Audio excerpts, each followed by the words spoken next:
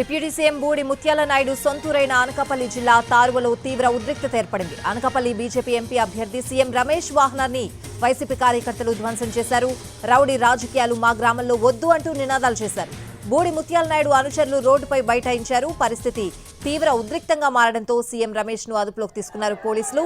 ఆయన్ని అతి కష్టం మీద పీఎస్ కు తరలించారు పోలీసులు. తారువ గ్రామంలో అదనపు బలగాలు మోహరించారు.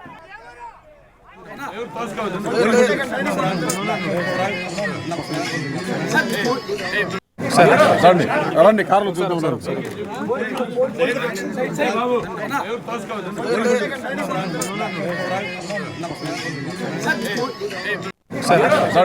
రండి కార్లు చూద్దాం.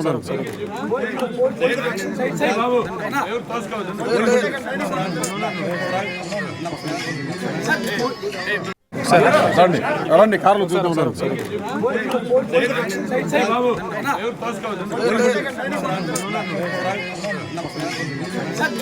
అడ్డం కూర్చున్నాడు. పోలీసులు సాక్షిగా పోలీసులను కొట్టారు. మా కార్లన్నీ పోలగొట్టారు. నేను ఓపిగ్గా చూస్తూ కూర్చున్నా. చూద్దాం ఏం చేస్తారు పోలీస్ అని. 3 గంటలు నేను ఆ గ్రామంలో మీరు వెళ్ళొద్దు సార్ అంటే నేను ఒక టెంపుల్ దగ్గర కూర్చొని మీరు ఎప్పుడు వెళ్ళమంటే అప్పుడు వెళ్తాను, నేను అబ్బాయిని అయితే చూసి రావాలి, మా కార్యకర్తను కొట్టారని చెప్తే 3 గంటల సేపు పోలీసు బందోబస్తు ఇవ్వకూడదండి? అనకాపల్లి నుంచి ఎంతసేపు రావాలి? అనకాపల్లి నుంచి దేవరాపల్లికి 40 మినిట్స్లో వచ్చేయచ్చు, లేకపోతే గంట సేపు. 3 గంటల సేపు నేను ఎస్పీతో మాట్లాడినా, గ్రామానికి పోతున్నానని, డిఎస్పీతో మాట్లాడినా, డిఐజీతో మాట్లాడినా, అయినా కూడా ఒక్క పోలీసులు లేరు. ఎవరైతే మాతో ఉన్నారో 3-4 పోలీసులు వాళ్ళు. దాని తర్వాత డిఎస్పీ వచ్చాడు, లింక్ అంట ఒకడే వచ్చాడు. ఆయన దగ్గర వెపన్ లేదు, రివాల్వర్ కూడా లేదు. కనీసం డిఎస్పీని అయితే పాపం ఒక 3 గంటల సేపు ఆడుకున్నారు.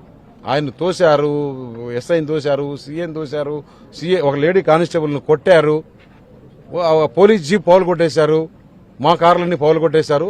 ఈ దౌర్జన్యం అంతా కూడా మొత్తం చూసుకోకుండా బుద్ధి లేని కొన్ని ఛానళ్లు రకరకాలుగా ప్రచారం చేస్తున్నారంటే ఏమనుకోవాలి? అందుకే నేను చెప్తున్నా, సాక్షికి ఒక సిస్టరు బ్రదర్ ఉన్నాడు. దీనివల్ల ఈ ఆంధ్రప్రదేశ్ లో ఈ పరిస్థితి ఏర్పడింది. తప్పకుండా రేపు ఏదైతే భాస్కర్ రావు ప్రోగ్రాము జరుగు తీరుతుంది.